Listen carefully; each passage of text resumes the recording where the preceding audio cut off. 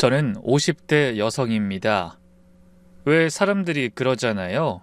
인생 뭐 있어? 다 거기서 거기지라고요. 저도 솔직히 그렇게 생각하면서 살았어요. 아침에 눈 뜨면 밥 먹고 출근하고 퇴근하면 저녁 차리고 TV 좀 보다가 잠들고 다음날 또 똑같은 하루가 시작되는 그런 삶 있잖아요. 특별할 것도 없고 남다를 것도 없이 그저 계속 흘러가는 게 인생이 아닐까 했는데 말이에요. 돌아보면 그 정처 없는 삶 속에서도 누구나 드라마 같은 순간이 한 번쯤은 있더라고요. 그게 좋은 의미든 나쁜 의미든 간에요. 오늘 제 이야기를 들으시면 이런 일도 있구나 라고 생각하실 거예요. 저도 아직까지 그날을 떠올리면 심장이 덜컥 내려앉는 기분이 들거든요. 시간이 꽤 지났는데도 생생해요. 눈 감으면 그날 아침 공기 냄새까지 떠오를 정도로요. 조금은 길더라도 끝까지 들어주시면 정말 감사하겠습니다. 제 이야기부터 할게요. 어린 시절에 저는 그리 평탄하게 살진 못했어요. 저희 아버지가 사업을 하셨거든요. 근데 대부분 사람이 그러하듯 쫄딱 망해버렸죠. 처음에는 작은 가게를 하셨는데 망하고 그 다음엔 친구 따라서 무슨 유통업을 한다고 하셨다가 또 망하고 나중엔 뭔지도 모를 사업에 손대시다가 완전히 집안이 기울어 버렸어요. 제가 초등학교 3학년인가 4학년 때 그 일이 있었는데요. 어느 날 학교 갔다가 집에 왔는데 현관문 열자마자 분위기가 이상한 거예요. 거실에 낯선 아저씨들이 3명인가 4명이 앉아있고 엄마는 부엌 구석에서 앞치마로 얼굴 가리고 울고 계시고 아버지는 소파에 고개를 푹 숙인 채로 아무 말도 안 하고 앉아 계시더라고요. 저는 무슨 상황인지 몰라서 그냥 멍하니 서 있었는데 그 아저씨들 중 한 명이 절 보더니 비꼬듯 이렇게 말하는 거예요. 꼬마야, 너희 아빠한테 얼른 돈 내놓으라고 해. 그때는 그게 무슨 말인지 몰랐어요. 나중에 알고 보니까 빚쟁이들이 찾아온 거였죠. 그 뒤로 저희 집은 맨날 전쟁터였어요. 어머니는 아버지한테 소리 지르고 아버지는 술 드시고 늦게 들어오시고 새벽엔 고함 소리 때문에 잠에서 깨는 날도 많았어요. 방에서 이불 뒤집어 쓰고 귀를 막았는데 그래도 소리가 다 들리더라고요. 이혼한다, 못 살겠다, 당신 때문에 내 인생 망했다. 그런 말들이 어찌나 잘 들렸으면 지금도 기억이 날까요? 그때 제가 무슨 생각을 했는지 아세요? 난 절대 이렇게 안 살아야지. 아버지처럼 뜬구름 잡는 소리 하면서 이것저것 손대지 말고 그냥 평범하게만 살자. 대박 안 나도 좋으니까 쪽박만 안 차면 된다. 그게 그때부터 제 인생 목표였어요. 그래서 저는 고등학교 졸업하자마자 공무원 시험을 봤어요. 1년을 독학해서 다행히 한 번에 붙었고 구청에 배치받았죠. 첫 출근 날 기억이 나네요. 낡은 건물에 형광등 불빛 아래서 서류 더미가 쌓인 책상을 보는데 이상하게 마음이 편하더라고요. 화려한 것도 없고 특별한 것도 없이 매일 서류 검토하고 민원 응대하고 숫자 맞추는 게 제 일이었는데 저한테 그 일이 잘 맞았어요. 예측 가능한 하루하루가 얼마나 소중한 건지 불안정한 집안에서 자란 사람은 뼈저리게 알거든요. 오늘 뭔 일이 터질지 모른다는 불안감 없이 내일도 오늘 같겠구나 하는 안도감. 그게 저한테는 최고의 행복이었어요. 일이 적성에 맞으니까 실수도 별로 없었고 꼼꼼하다고 상사들한테 인정도 받았어요. 승진은 느렸지만 꾸준히 했고 중간에 그만두고 싶은 적은 없었죠. 그렇게 30년가량을 근무하고 퇴직했는데 연금도 나오고 그동안 저축도 꽤 해놔서 먹고 사는 데는 걱정 없는 정도가 됐죠. 남들 보기엔 별거 아닌 것 같아도 저한텐 이게 참 대단한 성취였어요. 빚쟁이한테 쫓기던 집안에서 자란 애가 별다른 걱정 없이 살게 됐으니까요. 제가 안정적인 삶을 살 수 있었던 건 남편의 덕도 커요. 남편은 친척 소개로 만났거든요. 저희 이모부 회사에서 같이 일하던 사람이었는데 건설회사 현장 소장이었다고 했어요. 첫 만남 때 인상이 어땠냐면요. 빼도 박도 못하는 쑥맥이었달까요? 식당에 마주 앉았는데 말이 거의 없었고 계속 안절부절 못하더라고요. 제가 뭐 물어보면 네? 네. 아니요. 네? 글쎄요. 이렇게 말 더듬으며 단답으로만 대답하니까 대화가 안 되는 거예요. 속으로 이건 아니다 싶었는데 이상하게 볼수록 귀여워 보이더군요. 왜냐면 저희 아버지가 말을 너무 잘하는 사람이었거든요.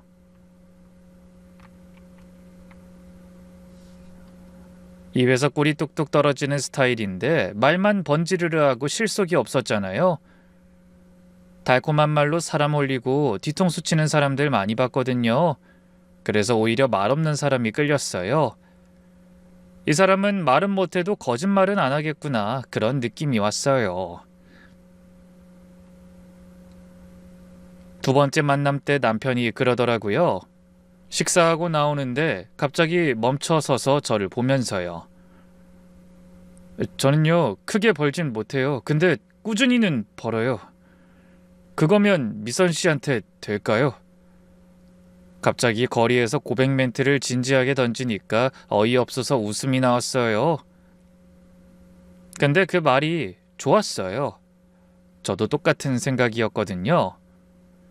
큰 부자들 필요 없이 그냥 남들처럼 평범하게 살면 되는 거. 결국 저는 남편과 결혼하기로 했고 그 선택은 제 인생 최고의 선택이었어요. 다만 우리에게 아예 시련이 없던 건 아니었죠. 결혼하고 몇 년간 아이가 안 생겨서 겉으로도 속으로도 많이 울었거든요. 병원도 다녀보고 이것저것 해봤는데 소용이 없더라고요. 시어머니가 은근히 눈치를 주셔서 명절 때마다 스트레스 받았고 저도 모르게 남편한테 화나 짜증을 내는 날도 많았어요. 그때 남편이 무던한 표정으로 그러더라고요. 애 없으면 둘이 살지 뭐. 난 당신이랑 사는 것만으로도 좋아. 우리 운명이 아닌 일로 괜히 스트레스 받고 서로 미워하며 살지 말자. 그 한마디에 얼마나 울었는지 몰라요.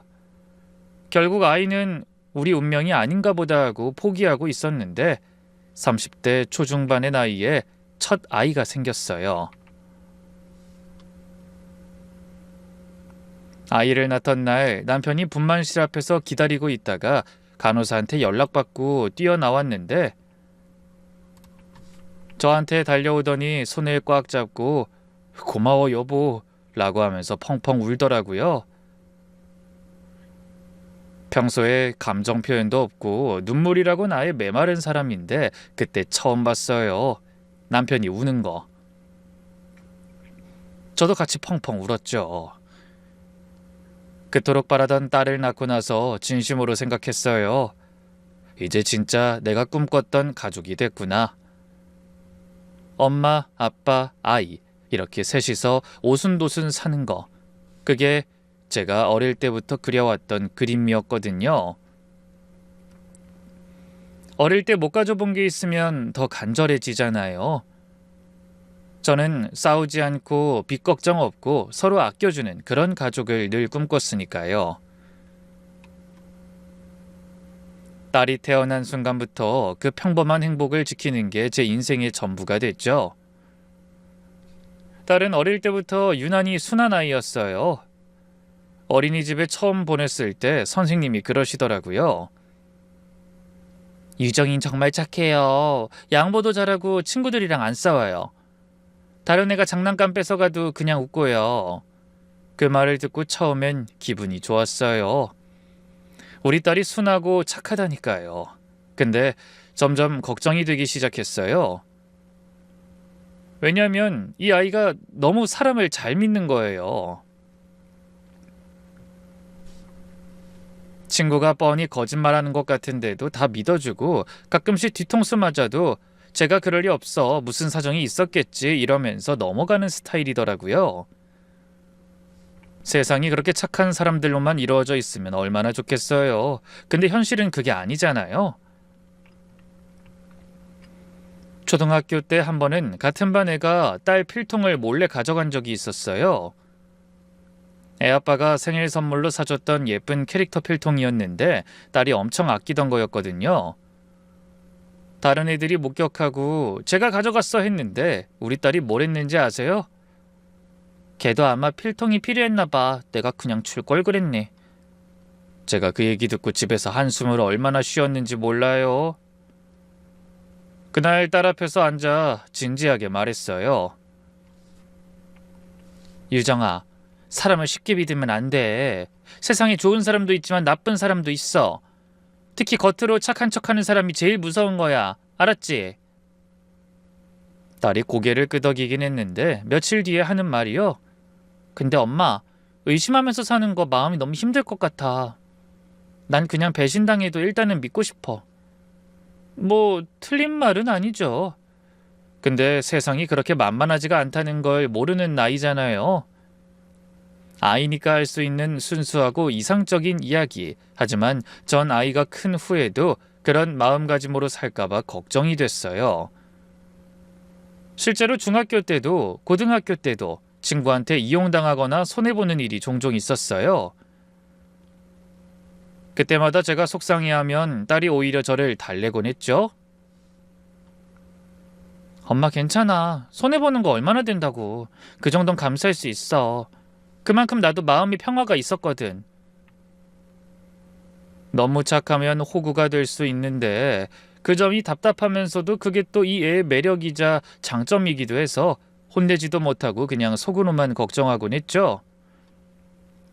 무탈한 건지 다사다난한 건지 모를 청소년기가 지나가고 딸아이는 대학에서 호텔 관광을 전공하고 졸업하자마자 큰 호텔에 취직하게 됐어요. 다행히 일이 정말 잘 맞았던 것 같아요. 성실하고 친절하니까 고객 평가가 항상 좋았고 상사들한테도 인정받았어요. 입사한 지 몇 년 만에 법인 영업팀으로 발령받았고 거기서 대기업 연회나 숙박 계약을 담당하는 과장까지 올라갔으니까 객관적으로 보면 자기 분야에서 잘 나가는 거죠. 딸이 승진했다고 했을 때 가족들끼리 다 같이 고깃집 가서 축하주를 마셨던 기억이 나네요. 근데 저는 한편으로 내심 또 걱정이 되더라고요. 과장이면 큰 계약 결정권이 있는 자리잖아요. 설령 큰 실수를 해서 프로젝트를 망치거나 어떤 누군가 딸에게 해코지할 일이 생기면 어떡하지, 그런 걱정이요. 괜한 걱정이면 좋겠다 싶으면서도 자꾸 불안한 마음이 들었죠. 어쩌면 그때까지 제 주변 모든 일이 평탄하기만 하니까 이상한 초조함이 있던 것 같아요. 이렇게 평화로울 수만은 없는데 이래도 되나? 불길한 일이 생기진 않을까 하고요. 물론 딸에게 아예 문제가 없는 건 아니었어요. 연애 쪽은 영 안 풀렸거든요. 소개팅을 한다며 기분 좋게 나갔다가도 허탕치고 돌아오는 게 일쑤였죠. 왜 안 됐냐고 이유를 물어보면 매번 똑같았어요. 좋은 사람인데 그냥 안 맞아. 나도 모르겠어, 내가 누굴 원하는 건지. 좋은 사람인데 안 맞는다니 그게 말이 되나 싶었지만 더 캐묻진 않았어요. 그저 속으로 이 애가 진짜 좋은 사람 만나길 간절히 바랄 뿐이었죠. 나쁜 사람한테 한 번 걸리면 이 애는 끝장이겠구나. 그 생각이 항상 머릿속 한구석에 있었거든요. 그러던 어느 해 봄부터 딸 분위기가 좀 달라지더라고요. 원래 퇴근하면 거실에서 TV를 보거나 일찍 자는 애였는데 어느 날부터 자기 방에서 길게 전화통화를 하는 거예요. 그것도 목소리 낮춰서 킥킥거리면서요. 가끔씩 살펴보면 핸드폰 보면서 입꼬리가 올라가 있고 표정도 뭔가 묘하게 달라져 있더라고요. 처음엔 그냥 친구랑 재밌는 이야기 하나 보다 했는데 몇 주가 지나도 그 모양이니까 눈치를 채지 않을 수가 없었죠. 어느 날 저녁에 딸이 퇴근하고 들어왔는데 제가 거실에서 TV를 보고 있었거든요. 딸이 소파에 앉길래 슬쩍 물어봤어요. 너 요즘 왜 그래? 표정이 달라졌어. 좋은 일 있는 거 아니야? 딸이 처음엔 아니라고 했는데 제가 계속 쳐다보니까 결국 실실 웃으면서 말하더라고요. 맞아, 엄마. 나 사실 사귀는 사람 생겼어. 뭐? 언제? 누구야? 어디서 만났어? 제가 막 물어보니까 딸이 천천히 얘기해줬어요. 호텔 로비에서 법인 미팅 끝나고 나오는데 한 남자가 멀찍이 서서 자기를 계속 쳐다보고 있었대요. 처음엔 뭐지 싶어서 신경 안 썼는데 며칠 뒤에 그 남자가 다시 나타났다네요. 그런데 로비 한가운데서 딸한테 다가와 대뜸 이렇게 말했다는 거예요. 저기 다름이 아니라 일하시는 모습이 정말 인상 깊어서요. 실례가 안 된다면 번호 좀 알 수 있을까요? 딸은 당연히 거절했대요. 아니 처음 보는 사람인데 번호를 어떻게 줘요? 상식적으로 말이 안 되잖아요. 게다가 일터인데 말이에요. 근데 그 남자가 포기를 안 하더래요. 다음 날도 그 다음 날도 그 다다음 날도 일주일 내내 매일 호텔 로비에서 나타난 거예요. 딸이 아침에 출근하면 벌써 와 있고 점심때 로비 지나가면 또 있고 저녁에 퇴근하면 기다리고 있고 제가 물어봤어요. 무섭지 않았어? 스토커 아니야? 딸이 잠깐 생각하더니 대답하더라고요. 근데 엄마, 이상하게 무섭진 않았어. 협박하거나 따라오거나 그런 게 아니라 그냥 멀찍이 서서 기다리기만 하더라고. 그리고 그 사람 눈이 왠지 그냥 진심 같았어. 결국 일주일 뒤에 딸이 넘어갔대요. 그 남자가 커피 한 잔만 같이 마셔주시면 안 될까요? 딱 30분이면 돼요. 라고 했는데 그 말에 마음이 흔들려서 연락처를 줘버린 거예요. 첫 데이트하고 돌아온 날, 딸은 그 짧은 만남에도 확신을 얻었대요. 엄마, 이 사람은 뭔가 달라. 지금까지 만났던 사람들이랑 다른 것 같아. 진짜 진심인 게 느껴져. 뭔가 이상하긴 했어요. 처음 보는 남자가 일주일 동안 매일 찾아온다? 그게 로맨틱한 건가? 아니면 집착인 건가? 보통 사람은 한두 번 거절당하면 포기하지 않나요? 그걸 일주일이나 했다는 건 뭔가 다른 생각이 있는 건 아닐까 싶더라고요. 근데 딸이 너무 행복해하니까 차마 그런 말을 못하겠는 거예요. 이 나이 되도록 일에만 매달리면서 소개팅 자리만 왔다 갔다 하던 애가 처음으로 저렇게 설레하는 거잖아요. 엄마 입장에서 반대하기가 쉽지 않았어요. 일단은 지켜보자 그렇게 마음먹었죠. 교제한 지 한 8개월쯤 됐을 때 딸이 남자친구를 집에 데려왔어요. 그날 저녁에 같이 밥 먹기로 했는데 저희 부부는 긴장을 좀 많이 했어요. 우리 딸이 저렇게까지 좋아하는 사람이 대체 어떤 사람인지 직접 눈으로 확인해봐야 알 거 아니에요. 남편한테도 오늘 제대로 좀 살펴봐 라고 신신당부했고 저도 나름대로 질문 리스트를 머릿속에 준비해뒀어요. 저녁 6시쯤 현관문 벨이 울렸어요. 딸이 먼저 뛰어나가서 문을 열었고 저랑 남편은 거실에서 기다리고 있었죠. 현관에서 인사하는 소리가 들리더니 딸이 남자를 데리고 들어왔는데 아니 글쎄 입이 떡하고 벌어지고 만 거예요. 정말 너무 잘생긴 거예요. 키도 크고 이목구비가 뚜렷한데 인상은 부드럽고 목소리도 저음인데 기분 좋은 톤이더라고요. 솔직히 깜짝 놀랐어요. 그렇다고 해서 껄렁하거나 그런 것도 아니었어요. 외모에 어울리게 태도도 엄청 겸손했죠. 모든 게 배우 뺨친다고 해도 과언이 아니었어요. 안녕하세요. 유정이랑 만나고 있는 김현준입니다. 이렇게 뵙게 돼서 정말 영광입니다. 인사하는 것도 반듯하고 목소리도 자신감 있어 보였어요. 눈을 똑바로 쳐다보면서 말하는 게 호감이 가더라고요. 저도 모르게 남편을 쳐다봤는데 남편도 눈이 동그래져 있었어요. 나중에 남편이 소근소근 말하더라고요. 이상하네. 저런 녀석이 왜 우리 딸한테 왔지? 사실 저도 속으로 같은 생각을 했어요. 우리 딸이 못나서가 아니라 객관적으로 봐도 저 정도 스펙이면 어디서든 인기가 많았을 텐데 왜 굳이 우리 딸한테 일주일이나 매달렸을까? 그게 좀 의아하더라고요. 저녁 먹으면서 이것저것 물어봤어요. 사는 데는 어디냐? 무슨 일을 하냐? 부모님은 뭐 하시냐? 대답이 막힘없이 술술 나오고 예의도 발랐어요. 본인은 지금 무역 관련해서 작은 사업을 한다고 했는데 해외 바이어들 연결해주는 일이라고 하더라고요. 사실 잘 모르는 분야다 보니 아, 그렇군요 하고 넘겼죠. 부모님은 지방에 계시고 본인만 서울에서 혼자 산다고 했어요. 고향 얘기가 나왔을 때 표정이 살짝 어두워지길래 더 안 물어봤는데 나중에 딸한테 들으니까 부모님 사이가 좋지 않으셔서 연락을 자주 안 한다고 하더라고요. 그 남자는 밥 먹는 내내 딸한테 살갑게 대하는 게 눈에 보였어요. 반찬 집어주고 물 따라주고 딸이 말할 때 눈을 맞추면서 들어주고 저희한테도 깍듯했고요. 식사 끝나고 설거지 도와주겠다고 일어나길래 아이 됐어요. 그냥 앉아있어요. 라고 했더니 그래도 싱크대까지 그릇을 갖다 놓더라고요. 그 남자가 가고 나서 남편이 맥주 한 캔 따면서 그러더라고요. 복 받았어, 복 받았어. 저런 놈을 어디서 구한 거야? 내 딸이지만 제주도 좋다. 저도 솔직히 인정했어요.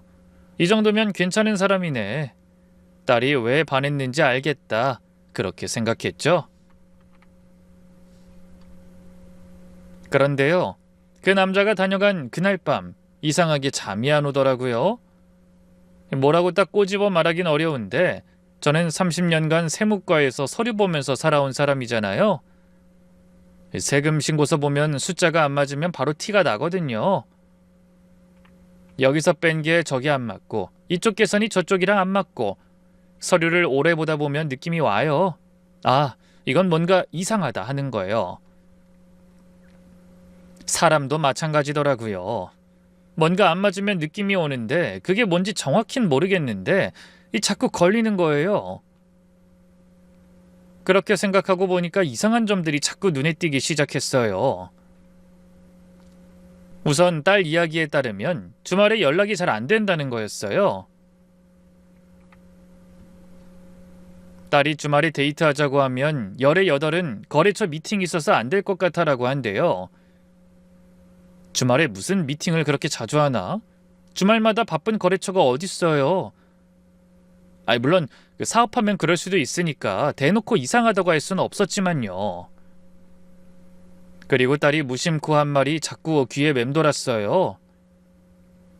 하루는 퇴근하고 온 딸이 저녁 먹으면서 그러더라고요. 오늘 현준 씨 사업 미팅 있어서 회사에서 VIP룸 잡아줬어. 호텔 연회장이나 VIP룸을 딸 권한으로 할인 예약해주는 거거든요. 처음에는 그러려니 했어요.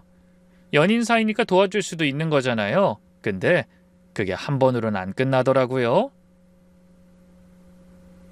다음 달에도 있고 그 다음 달에도 있고 어느새 매달 한 번씩 정례화가 된 거예요.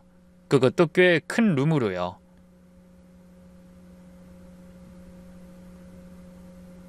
하루는 딸한테 저녁 설거지하면서 아무렇지 않은 척 운을 띄워봤어요. 근데 현준이 사업이 정확히 뭐 하는 거야? 바이어 연결이라며 그게 무슨 업종이야? 몰라, 복잡하대.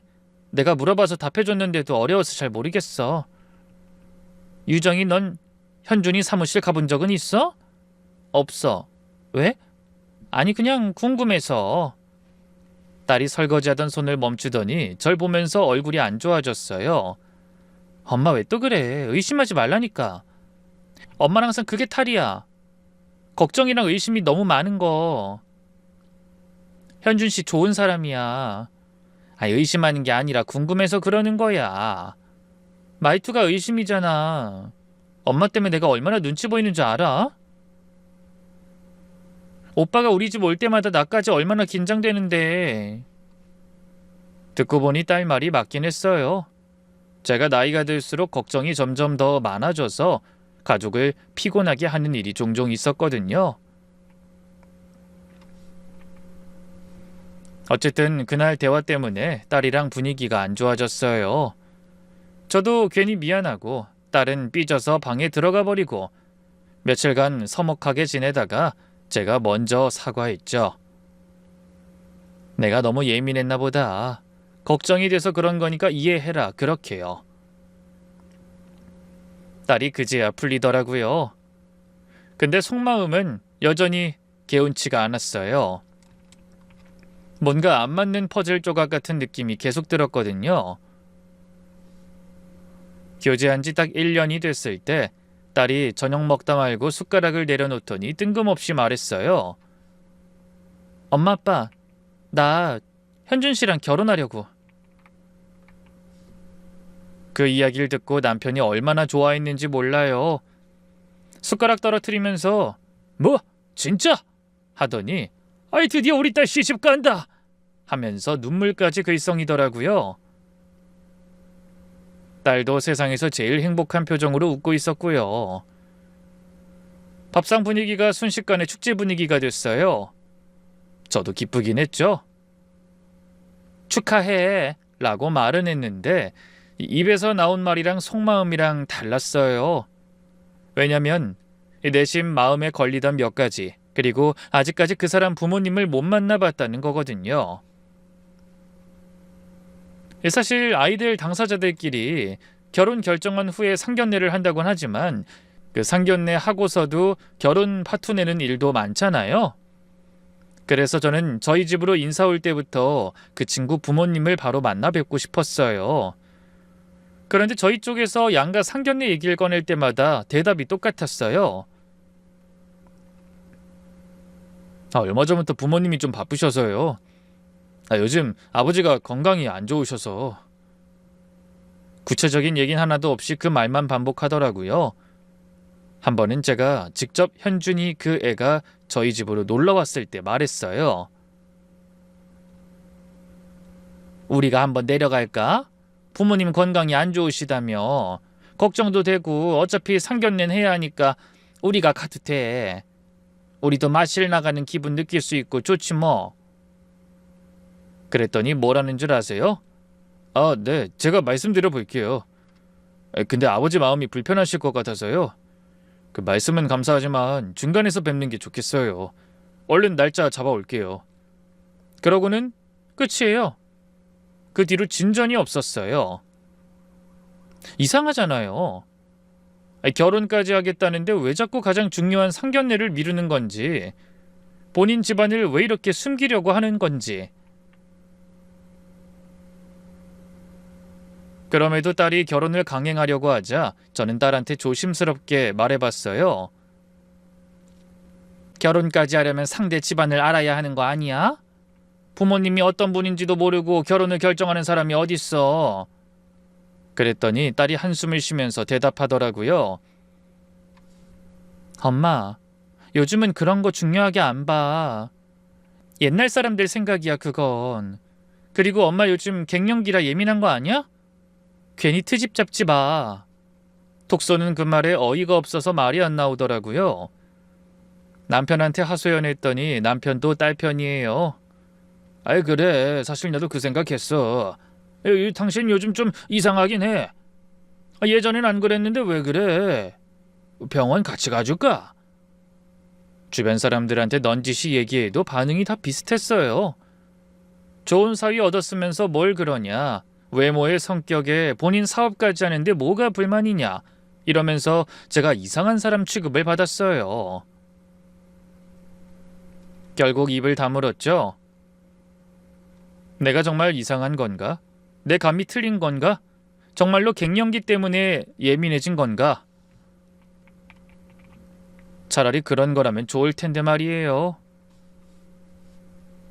그렇게 딸의 결혼 준비가 한창일 때 소갈이를 하던 저는 스트레스를 풀기 위해 오랜 친구를 만났어요.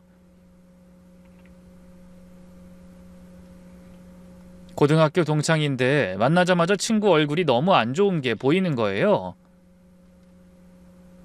깜짝 놀랐죠. 커피숍에 마주 앉았는데 친구는 음료가 나오자마자 쭉 들이키더니 한숨을 푹푹 쉬면서 말하더라고요. 아유, 나 요즘 잠을 못 자, 우리 딸 때문에. 무슨 일이냐고 물어봤더니 친구 딸이 남자를 잘못 만나서 인생이 엉망이 됐대요. 그 남자가 처음엔 대기업에 다니는 척 건실하고 멀쩡한 척 접근했는데 사귀고 나서 서서히 본색을 드러냈대요. 그 남자는 친구 딸에게 너 그 사람은 안 만나는 게 좋겠어 라면서 친구들을 하나씩 끊게 만들고 그 다음엔 우리 같이 살자. 직장은 그만둬도 내가 벌어줄게 라면서 퇴사를 하게 만들고 결국에는 사업 자금이 필요하다면서 딸 명의로 대출을 받게 했대요. 그것도 거액을요.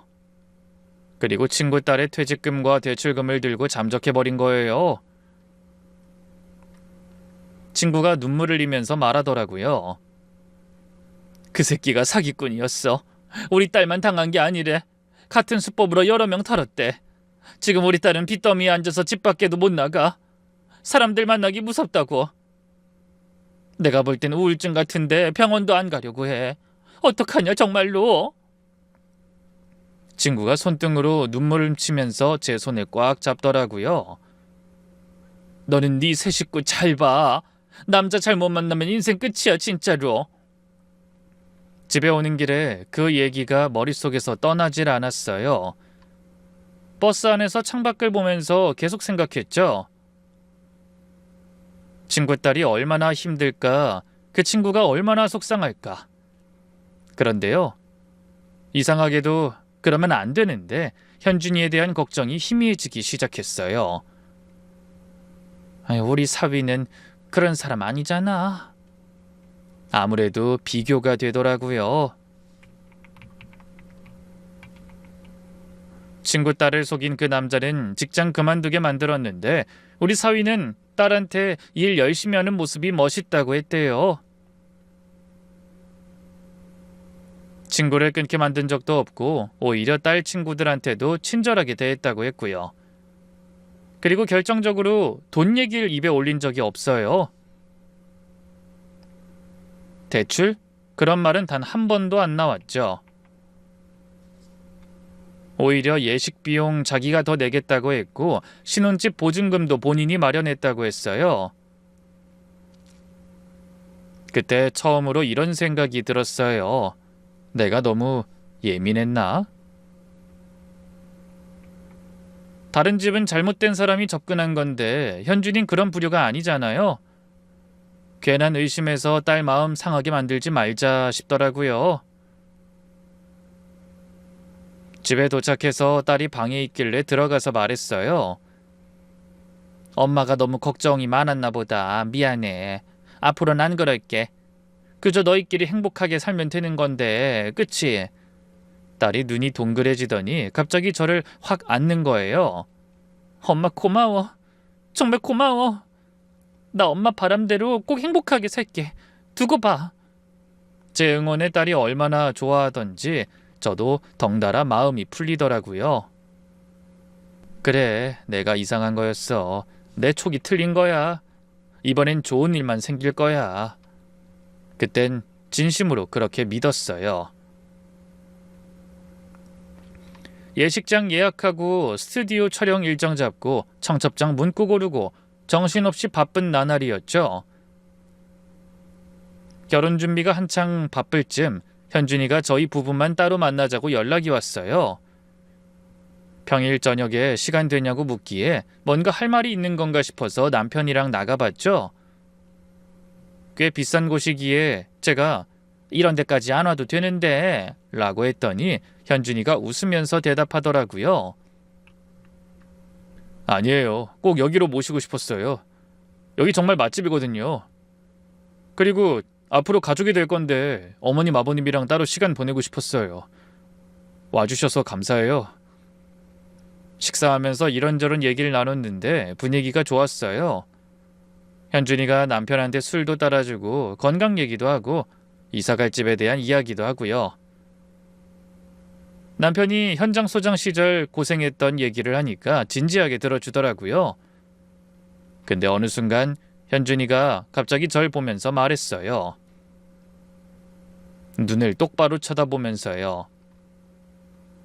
어머님, 제가 아직 못 믿어오시죠? 제가 당황해서 무슨 소리야? 왜 그래? 라고 했더니 현준이가 젓가락을 내려놓으면서 진지한 태도로 말을 이었어요.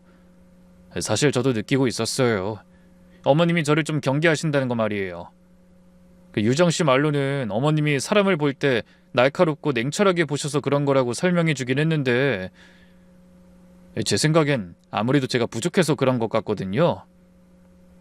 저는 대신 속을 찔린 것 같아 아무 말도 못하고 있었죠. 그러자 현준이가 계속 이야기를 이어갔어요. 사실 저희 부모님은 이혼하셨어요. 제가 중학교 때요.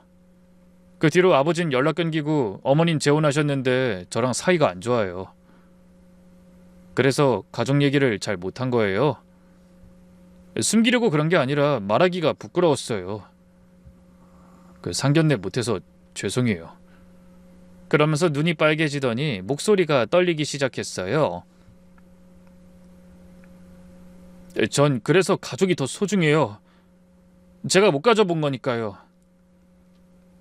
유정이랑 결혼하면 어머님 아버님한테 진짜 잘하고 싶어요. 제가 못 받은 거 새로 생길 가족한테서 받고 싶고 저도 마음껏 드리고 싶어요. 그 말을 듣는데 너무 미안해지더라고요. 이 사람이 이런 사연이 있었구나. 가족 얘기를 피한 게 숨기려고 그런 게 아니라 아픈 기억이라서 그랬구나. 내가 너무 의심만 했구나. 저도 모르게 미안해, 내가 너무 예민했나 보다 라고 사과까지 했어요. 현준이가 고개를 저으면서 아니에요, 당연하신 거예요 라고 하는데 얼마나 배려심이 깊어 보이던지. 그날 이후로 제 태도는 완전히 달라졌어요. 현준이가 주말에 연락이 안 된다며 투덜대는 딸에게 결혼 앞두고 일 처리하랴 바쁠 거야. 괜히 신경 쓰게 하지 마라 라고 먼저 말하게 됐고 딸한테 현준이에 대해 뭐라 하는 것도 줄었어요. 의심하던 마음이 싹 녹아버린 거죠. 그렇게 새 가족을 맞이할 마음의 준비를 끝내게 되었습니다.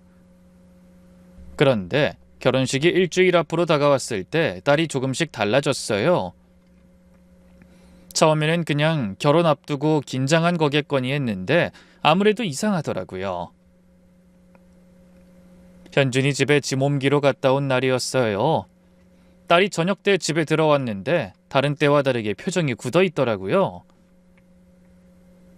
평소 같으면 다녀왔어 하면서 방에 들어가는데 그날은 현관에 서서 멍하니 있길래 제가 물어봤어요. 왜 그래? 무슨 일 있어? 딸이 고개를 저으면서 아니, 그냥 좀 피곤해서 라고 하더니 방에 들어가 버렸어요. 저녁도 안 먹겠다고 하고요. 이상하다 싶었는데 결혼 준비하느라 체력적으로 힘든가 보다 생각하고 넘겨버렸어요. 며칠 뒤에 딸이 저녁 먹다가 뜬금없이 저에게 이렇게 물어봤죠. 엄마, 한 사람이 핸드폰 여러 개를 쓰면 이상한 거야? 뭐? 왜? 아니 그냥 사업하는 사람들은 그럴 수도 있잖아.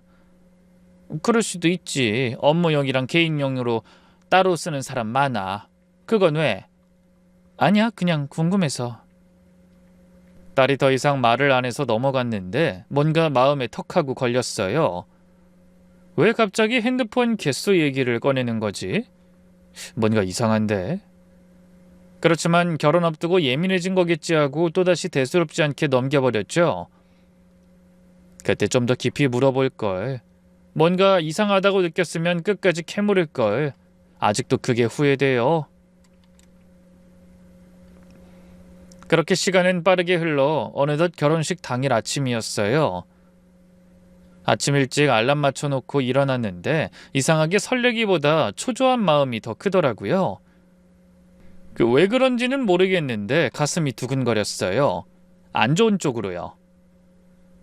씻고 나서 샵에 가 챙겨둔 한복을 입었어요. 거울 보면서 옷매무새 정리하고 오늘은 내 딸 결혼식이다. 드디어 시집 보내는구나 속으로 되뇌었죠. 한복을 다 차려입고 딸에게 연락했어요. 딸은 저보다 훨씬 더 일찍 일어나 샵에 가기로 했거든요. 그런데 이상하게 애가 전화를 안 받는 겁니다. 바쁜가 싶어서 저희는 곧장 예식장으로 갔죠. 거기서 현준이가 보이기에 딸이 어디 있는지 물었어요. 그런데 현준이가 말하기에 네? 전 어머님 아버님이랑 같은 샵 쓰고 오는 줄 알았는데요. 유진이랑 같이 안 오셨어요? 예식장엔 없는데. 이게 무슨 소리인지. 둘이 같은 샵을 간 게 아니라는 거예요. 이해가 안 됐어요. 현준이 말로는 이틀 전에 유정이가 갑자기 일정에 문제가 생겼다며 현준이와 같은 샵을 쓰지 않고 저희 샵에서 준비하고 오겠다고 했대요. 그렇다면 대체 얘는 어디 간 거지? 유정이가 사라졌다는 생각을 하니 갑자기 쓰러질 것만 같았어요. 결혼식 당일에 이런 일이 생길지 누가 알았겠어요. 저와 남편, 현준이는 너무 당황해서 그 자리에서 우왕좌왕하기 시작했어요. 점점 현준이의 얼굴이 창백해지고 눈이 빨개지기 시작했어요. 저희 세 사람은 딸이 갈 만한 곳을 다 떠올려 보았지만 답이 없었어요. 어쩔 수 없이 유정이의 친구들한테 연락하고 회사 동료한테 연락하고 단골 카페에도 전화해봤지만 다 모른대요. 어디 갔는지 아무도 모르는 거예요. 그제야 현준이가 눈물을 뚝뚝 흘리면서 말하더라고요. 제가 뭘 잘못했나 봐요. 어제 통화할 때 유정이가 좀 이상하긴 했는데. 저는 그 모습 보면서도 딸 걱정에 정신이 없었어요. 경찰에 신고해야 하나, 결혼식부터 취소해야 하나, 머릿속이 하얘져서 아무 생각도 안 나더라고요. 간신히 이성을 찾은 전 우선 현준이에게 신혼집으로 가 유정이를 찾아보라고 했고 남편과 함께 허겁지겁 저희 집으로 향했어요. 집에 딸의 기척은 없었어요. 가자마자 딸의 방문을 열고 들어가 살폈죠. 혹시 어디로 갔는지 단서가 될 만한 게 있을까 해서요. 그러다 화장대를 봤더니 메모지가 있더라고요. 딸 글씨로 이렇게 적혀 있었어요. 엄마 아빠 저 확인하고 올게요. 걱정 마세요. 확인? 뭘 확인해? 결혼식 날 새벽에 뭘 확인하러 간다는 거야? 손이 떨려서 메모지를 제대로 못 잡겠더라고요. 다른 방을 살펴보고 있던 남편한테 뛰어가서 소리쳤어요. 여보 큰일 났어. 유정이가 없어졌어. 쪽지를 확인한 남편도 얼굴이 하얘졌어요. 딸한테 전화해봤지만 여전히 안 받았어요. 한 번, 두 번, 10번을 걸어도 안 받아요. 문자도 보내고 음성 메시지도 남기고 난리를 쳤는데 답이 없었어요. 이제 결혼식 시간이 2시간밖에 안 남았는데 딸이 어딨는지도 모르고 저는 한복 입은 채로 거실에 주저앉아 울고 있었어요. 남편은 경찰에 전화하려고 핸드폰을 들고 있었어요. 그러던 그때 제 핸드폰이 울렸어요. 유정이었습니다. 너무 급하게 받느라 손이 떨릴 지경이었죠. 여보세요? 유정아, 너 어디야? 전화기 너머로 딸 목소리가 들렸는데 떨리고 있었어요. 엄마, 살려줘, 제발. 몸 안에 피가 거꾸로 도는 것 같았어요. 살려달라니, 그게 무슨 소린가? 뭐? 무슨 소리야? 어디야? 지금 어딨어? 딸이 울먹이면서 주소를 불러줬어요. 어느 오피스텔이었는데 같은 지역이지만 한 번도 들어본 적 없는 곳이었어요. 전 급하게 메모하면서 물어봤어요. 거기가 어딘데? 왜 거기 있어? 누가 있어? 엄마 아빠만 와. 제발 그 사람은 데려오지 마. 그 사람? 누구? 현준이? 현준이 이름을 말하니까 딸이 울음을 터뜨리더니 전화가 끊겼어요. 다시 걸어도 안 받더군요. 저는 순간적으로 판단했어요. 딸이 그 사람은 데려오지 마라고 했어요. 그 사람이 현준이라면 그 애에게 이유가 있는 거겠죠? 우리 둘만 가자. 현준이한테 말하지 마. 남편이랑 택시를 잡아 타고 주소로 갔어요. 경황이 없어서 한복을 입은 채였죠. 택시기사님이 이상하게 쳐다보셨는데 설명할 겨를이 없었어요. 차 안에서 그저 계속 기도만 했어요. 제발 아무 일 없어라. 제발. 딸이 알려줬던 오피스텔에 도착해서 허겁지겁 뛰어 올라갔어요. 엘리베이터 기다릴 여유가 없어서 계단으로 뛰었는데 한복 치마가 자꾸 걸려 한 손으로 치켜들고 뛰었죠. 호스를 찾아서 문 앞에 섰는데 문이 반쯤 열려 있더라고요. 불길한 예감이 들었어요. 문을 밀고 들어갔는데 그 순간 비명이 나왔어요. 거실에 피가 흥건했어요. 딸이 바닥에 쓰러져 있고 두 팔과 얼굴에 피가 묻어 있었어요. 그리고 딸 옆에 모르는 여자가 쓰러져 있었는데 그 여자 손엔 부엌칼이 들려 있고 몸에서 피가 흐르고 있었어요. 유정아! 저는 곧장 딸한테 달려갔어요. 딸은 다행히 의식이 있었는데 얼굴이 창백하고 식은땀을 흘리고 있었어요. 남편이 바로 119에 전화했고 저는 딸 팔을 잡고 피나는 곳을 눌렀어요. 손에 피가 묻어나는데 어찌나 무섭던지. 한복 치마에도 피가 묻고 손도 피투성이가 됐는데 그런 건 생각할 여유가 없었어요. 유정아, 정신 차려. 엄마야. 괜찮아. 딸이 힘겹게 눈을 떴어요. 절 보더니 눈물이 주르륵 흐르는 겁니다. 엄마, 내 피 아니야. 이거 난 조금 베인 것뿐이야. 이 여자가 다친 거야. 이 여자가 누군데? 그 사람 여기 여자 있었어. 뭐? 무슨 소리야? 현준 씨 여기서 이 여자랑 살고 있었다고. 딸이 말을 제대로 잊지 못하고 울기 시작했어요. 전 그제야 주변을 둘러봤어요. 오피스텔 안에 여자 물건들이 있더라고요. 화장품, 옷, 구두, 누가 봐도 여자가 사는 집이었어요. 그리고 벽에 걸린 액자에 사진이 있었는데 자세히 보니 현준이랑 누워있던 그 여자가 같이 찍은 사진이었어요. 그 순간 모든 게 연결됐어요. 딸이 왜 새벽에 나갔는지, 왜 신랑을 데려오지 말라고 했는지, 이 여자가 누군지 말이에요. 구급차가 왔어요. 딸은 팔 열상으로 꿰매야 한다고 하고 옆에 쓰러져 있던 여자는 자해라서 중환자실로 간다고 하더라고요. 저는 딸 손을 잡고 구급차에 같이 탔어요. 남편은 경찰 오면 상황 설명하겠다고 오피스텔에 남았고요. 병원 응급실에서 딸이 치료받는 동안 복도에 서서 울었어요. 한복에 묻은 피가 마르면서 빳빳해지는데 그럼에도 현실이라는 게 믿기지가 않았어요. 오늘이 딸 결혼식인데 왜 우린 병원 응급실에 서 있는 거지? 이윽고 경찰이 왔어요. 딸이 진술할 수 있는 상태가 되자 조사가 시작됐는데 딸이 울먹이면서 자신이 아는 걸 전부 말해줬어요. 결혼식 전날 신랑 짐을 정리하다가 숨겨둔 열쇠와 여자 물건들을 발견했대요. 외도가 의심돼서 밤새 고민하다가 새벽에 그 오피스텔로 찾아간 거래요. 가보니까 여자가 있었고 딸이 그 여자에게 기나긴 진실을 말했대요. 당신 남자친구가 나랑 결혼하기로 했다고. 오늘 결혼식이라고. 그거 알고 있었냐고. 그러자 그 여자가 완전히 무너졌대요.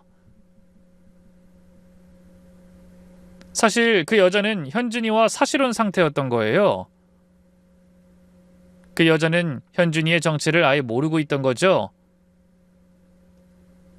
오늘 자기 남편이 다른 여자와 결혼한다는 소식에 패닉 상태가 돼서 부엌에서 칼을 들고 나왔고 자기 자신을 찌르려고 했대요.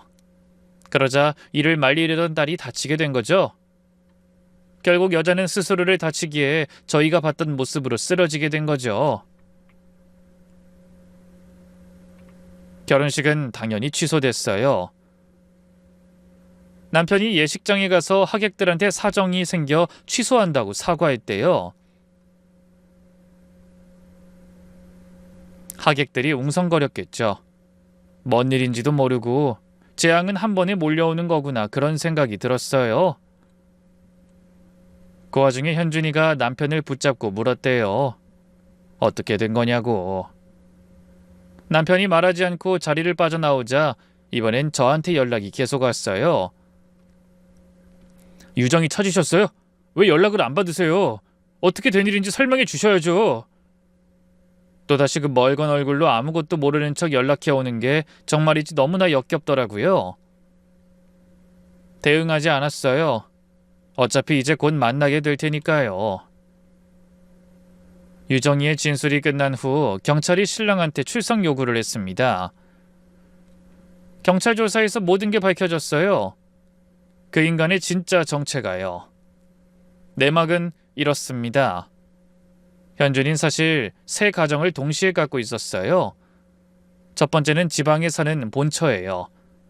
정식으로 결혼한 사이고 5살짜리 아이도 있었대요. 평일에는 서울에 가야 하는 출장이라고 하고 주말엔 지방 가서 가장 노릇을 했던 거예요. 그러니까 주말에 연락이 안 됐던 거죠.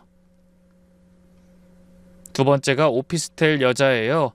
그 여자는 현준이를 만난 지 1년 만에 본처가 있다는 걸 알았대요. 근데 현준이가 이혼 준비 중이다 기다려달라고 해서 그 말을 굴뚝같이 믿은 거죠. 본처를 금방 정리할 거라 믿고 이후에도 계속 동거하면서 만나왔대요. 실제로는 이용만 당한 거였어요. 그 여자가 꽤 괜찮은 직장에 다녔는데 신랑 사업자금을 대준 게 수천만 원이 넘었대요. 세 번째가 절망스럽게도 우리 딸이었어요. 그 인간은 딸의 호텔 권한을 이용해서 사업 미팅 장소를 공짜로 쓰고 접대 비용을 아꼈던 거예요. 결혼까지 하면 더 큰 걸 노렸겠죠.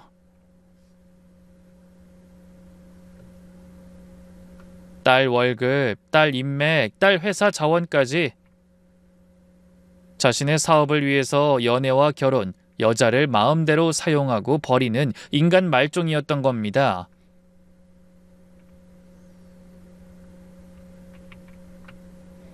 딸이 오피스텔에서 진실을 말했을 때 그 여자가 왜 무너졌는지 알겠더라고요. 자기와는 이제 사실혼이었고 본처를 정리했다고 믿었는데 실은 자기도 호구였던 거잖아요. 세 번째 여자가 나타났다는 건 자기도 버림받을 차례라는 뜻이니까 그 충격에 제정신이 아니었던 거예요. 이후 현준이는 결국 경찰서에 출석했어요. 그런데 조사받으면서 뭐라고 했는지 아세요? 죄송합니다. 처음엔 진심이었는데 상황이 꼬여서 이렇게 됐어요. 나쁜 마음으로 시작한 게 아니에요. 다 정리하려고 했는데 타이밍이 안 맞았어요. 기가 막혔어요. 세 여자를 동시에 속이고 한 사람은 병원 신세지게 만들어 놓고 그게 무슨 말도 안 되는 변명이에요. 그 얘기 전에 듣고 저는 이를 악물었어요. 저놈을 꼭 지옥 구렁텅이로 빠지게 해달라고 저주하면서요. 딸이 잠시 일을 쉬며 집에서 요양하던 때였어요. 집 앞으로 뻔뻔하게 현준이 그 친구가 아니 그 사기꾼이 찾아왔더군요. 저는 당장 쫓아내려고 했는데 딸이 제 팔을 잡으면서 말하더라고요. 엄마, 문 열어줘. 뭐? 지금 무슨 소리야? 저놈을 왜 들여보내? 나 할 말 있어. 문 앞에서 이야기할게. 딸 눈빛이 달라져 있었어요. 평소엔 순하기만 하던 애가 눈에 불꽃이 일더라고요.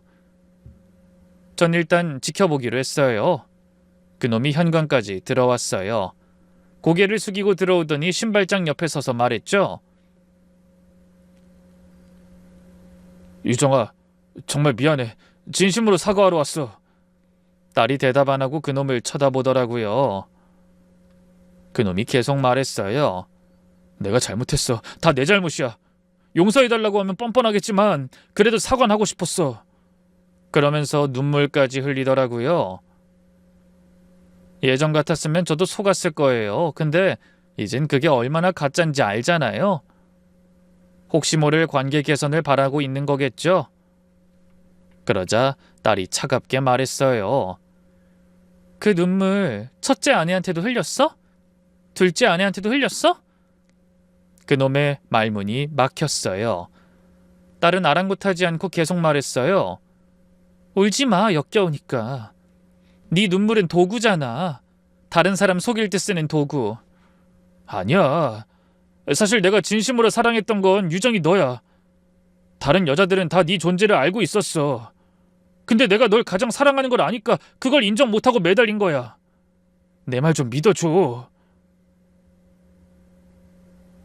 딱 보니 다른 여자들과 딸을 이간질해서 잘못의 화살을 돌리려는 것 같았어요. 여기까지 와서 머리를 굴리다니 개선될 수가 없는 인간이구나 싶더라고요. 그 여자가 내 존재를 알고 있어서 내 이야기를 듣고 쓰러졌구나. 그래서 자기 몸까지 해친 거구나. 참 납득이 가는 이야기다. 그치? 저도 끼어들었어요. 참을 수가 없었거든요. 지나고 보니까 너 사기 기술이 참 좋더라. 우리한테는 부모님 이혼했다고, 가족이 그리워서 처가한테 더 잘하고 싶다고 눈물까지 보이면서 사실은 멀쩡한 가족 가지고 있었던 거 우리가 확인 못할 줄 알았어? 사실 경찰 조사 과정에서 알게 된 건데 이혼은 무슨, 그놈 부모님은 잘 지내고 계시더라고요. 다 거짓말이었어요. 다만 형편이 어려운 건 사실이었죠. 그래서 그렇게 사기를 치고 다니는 거였어요. 딸이 마지막으로 말했어요. 네 사업? 내 권한으로 호텔에서 잡아준 미팅들, 거래처 다 허위인 거 경찰한테 다 넘겼어. 사기죄로 고소할 거야. 그러니까 나한테 구걸하지 말고 가서 변호사나 구해. 그놈 얼굴이 하얘지더니 아무 말도 못하고 서 있더라고요. 저는 그놈을 밖으로 밀치며 이렇게 말했어요. 나가. 다시는 내 딸 앞에 얼씬거리지 마. 문이 닫히고 나서 딸이 한참을 울었어요. 저도 같이 울었고요. 근데 가슴 한쪽이 시원하더라고요. 참았던 말을 다 해서 그런가, 알 수 없는 불안감으로부터 해방돼서 그런가, 이유를 확실히 알 순 없었죠. 우선 딸은 파혼 처리를 했어요. 법적으로는 혼인신고를 안 해서 복잡하진 않았는데 마음은 복잡했죠.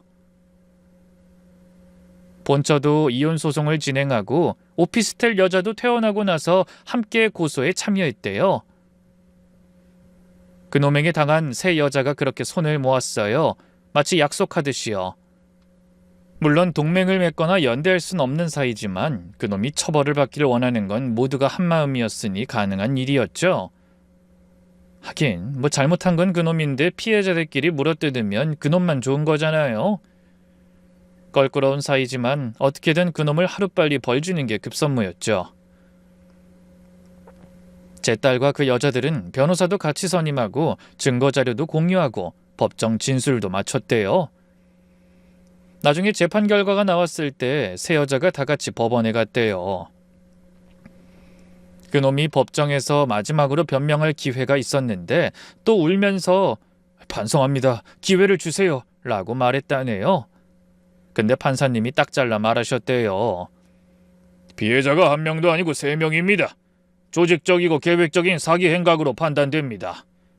결국은 실형이 나왔어요. 몇 년인지 구체적으로는 말씀 못 드리지만 그놈이 감옥에 가게 된 거예요. 새 여자가 지독하게 물고 늘어진 결과죠.